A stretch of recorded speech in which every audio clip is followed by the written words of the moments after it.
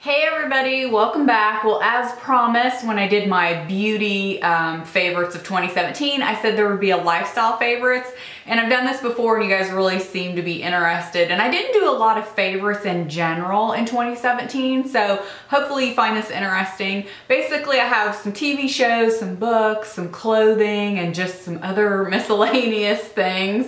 So, first thing is this Saint Tropez self tanner. Now this was definitely new to me in 2017. As many of you know, I have used the Loving Tan brand forever. But I switched to this for a couple of reasons, and I no longer am using the Loving Tan. A couple of reasons.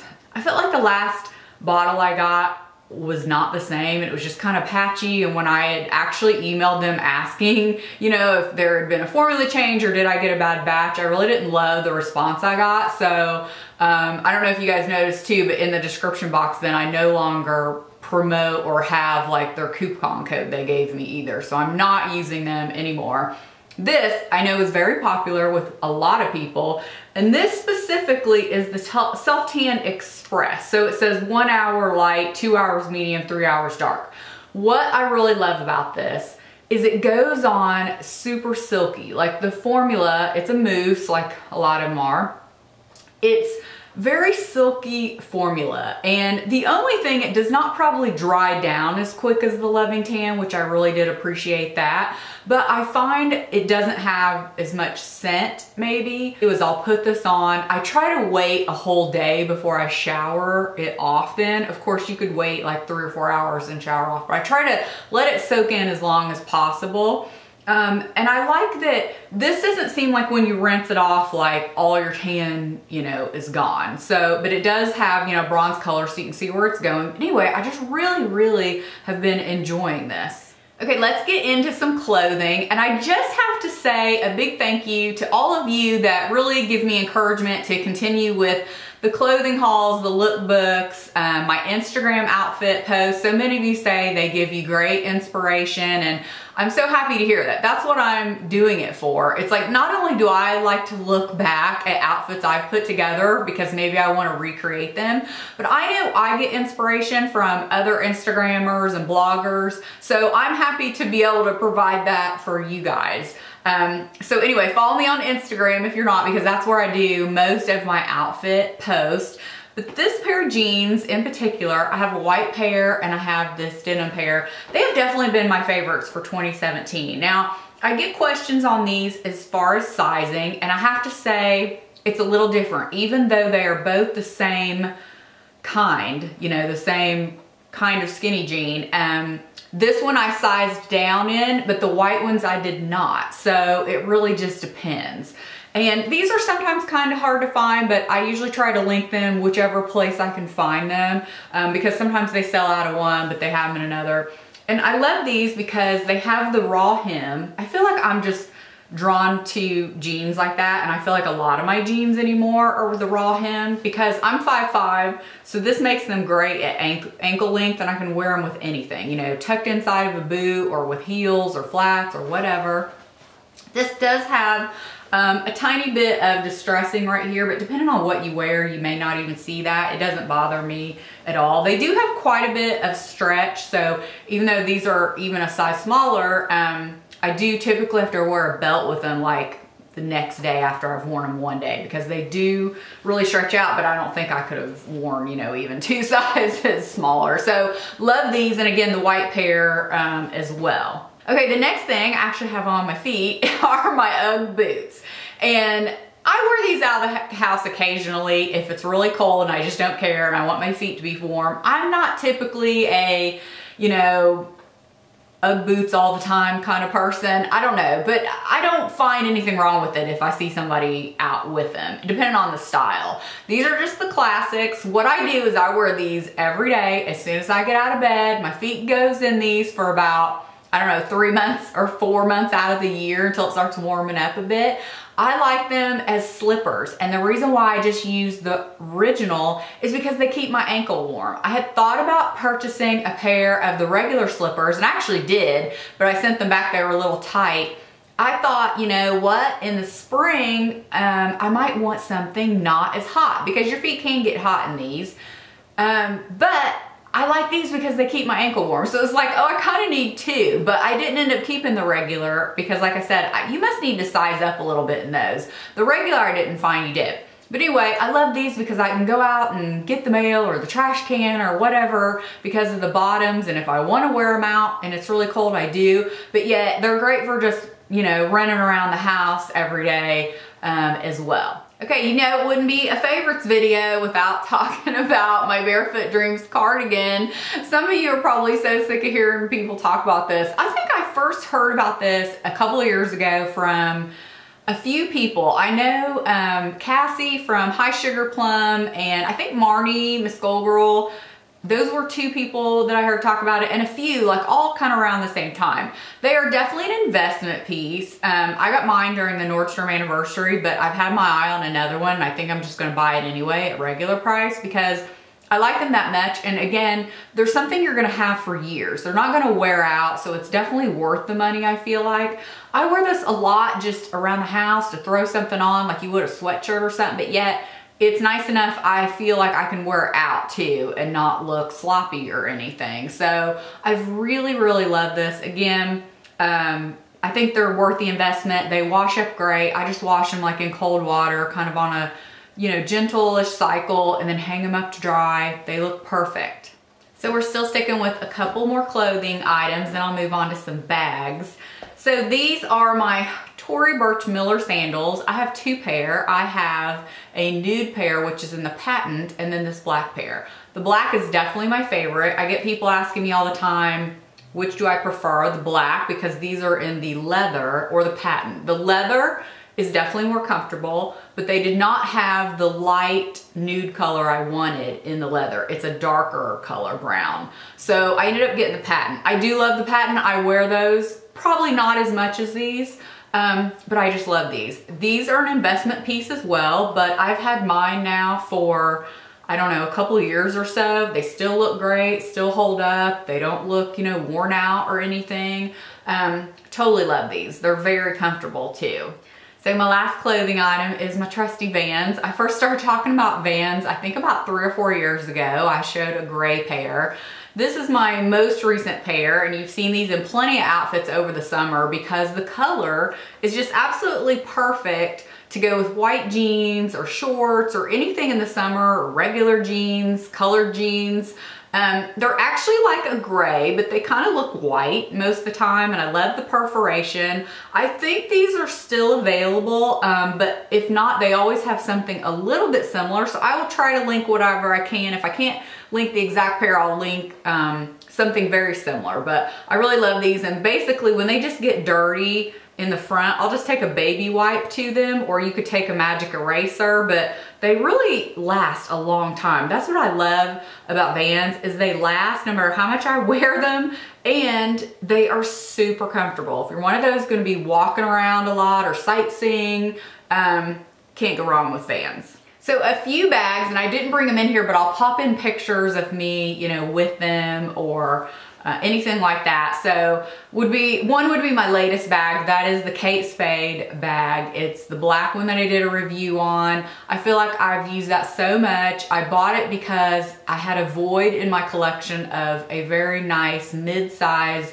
black handbag. I have smaller bags, but I didn't have that great size for, like, you know, going to church, going to dinner. When you're a little dressed up but you want something bigger than a clutch or like a really small bag, that bag has been absolutely perfect. I just absolutely love it. I know so many of you bought it as well because after seeing my video, you'd ask me recommendations, or you see my Instagram picture and still ask me, you know, if I'm loving it. Yes, totally love that bag, and a great price point too. The next one would be my Gucci bag, and you guys know there's a story with this. I have a video all about how I actually bought this bag twice.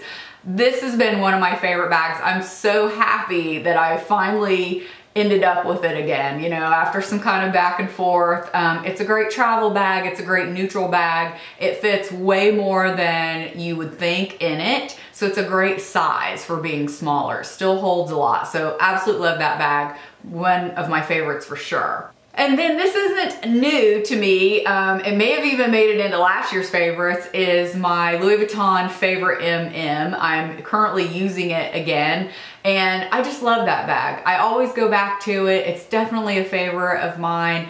You know, it holds just the right amount. It looks good with so many things, and the Damier Ebene, you guys know, is my favorite print. If I could have all my bags in that, I probably would. Most of them probably are, but I just love that bag. It's a great one. So my planner, this is the same one I've had for a few years now. This is actually a 2017, 2018. And what I do is I get them in the beginning of, I think it's like kind of the school year, or July. So kind of, you know, a month before the school year. I've always preferred planners that are kind of school year. I don't know why. I think I just like the way it continues on into the next year. Now, some people love getting a brand new fresh planner in January, which I've done that too, and that's great. But there's just something about that I love that I can still continue to use this, and it's good from, what is it, July to June every month or every year.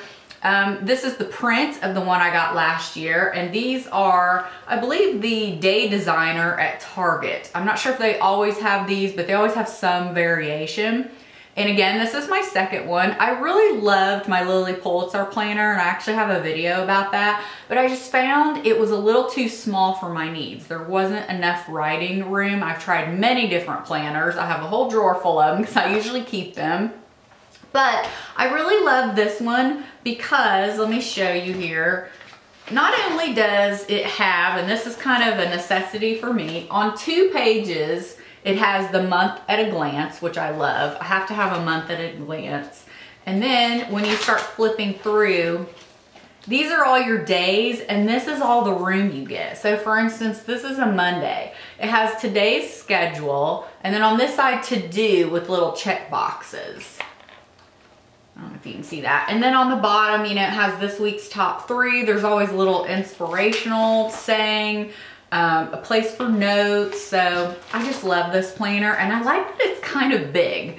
It just sits on my desk. I don't take it a lot with me. If you guys need something smaller, they have smaller versions of these. Okay, so we're into the TV shows and books. I feel like I'm gonna forget about TV shows that we're loving. I even went back through my Netflix, and the TV shows, we're watching Grey's Anatomy still. I think we're on season 7. I mean, I feel like we've been flying through that. And what is it on actual TV? Are they up to season like 14 or something? Absolutely love that. We watch 2 or 3 episodes probably every night or every few nights or whatever. It's just one of those good shows you can get into. I think I mentioned this in a favorites, or when I first started watching it, the first couple episodes we weren't real sure, but now that, you know, we're way into it, you know, we love watching it. So love that. And then a couple little mysteries that I love watching. If you guys have the Hallmark Mystery and Movies channel, the Aurora Teagarden with Candace Cameron Bure, I love her. I love those Aurora Teagarden. I think there was actually just a new one. I haven't watched it yet, but I recorded it. And then also the Garage Sale Mysteries. I totally forgot her name all of a sudden, Lori Loughlin. She's in those too. Those are great. They're based off of books, I believe, but I've never read the books. But I really like those. Most of them are interesting enough and not too cheesy. They have like a cool story, you know. I don't know, I just like watching them. Then on Netflix, I believe it was last year, we watched Royal Pains, and I thought that was really good. It's medical, but not like over the top medical. There's still like a fun story between the brothers and different characters. I could be wrong, but I'm pretty sure we watched that in 2017. I know I've mentioned it before on a favorite, so I could be wrong, but just wanted to mention it again. And then on TV, although I think this is maybe canceled, we watched Quantico, which I do believe the first season was the absolute best. The second was like, okay, it got like way complicated. But like I said, I'm not sure if it's coming back or not, but that's a really good show and you can catch it on Netflix. So if you've never watched it, I just wanted to recommend it. How to Get Away with Murder, we still like. Again, the first and second season of that were far better, I feel like, than this season, but it's getting there. And there's parts about it I don't love, and you know, things I feel like they just throw in to be thrown in sometimes, but we really like that as well. And if you've not watched it, it's also on Netflix. And then we watched Designated Survivor. If you are a Kiefer Sutherland fan, if you were a 24 fan, which we watched that back in the day, awesome. you would like it because it's still, even though he's playing a different character, it's still Kiefer Sutherland, and you know, he's just a great actor, and we really enjoy that as well.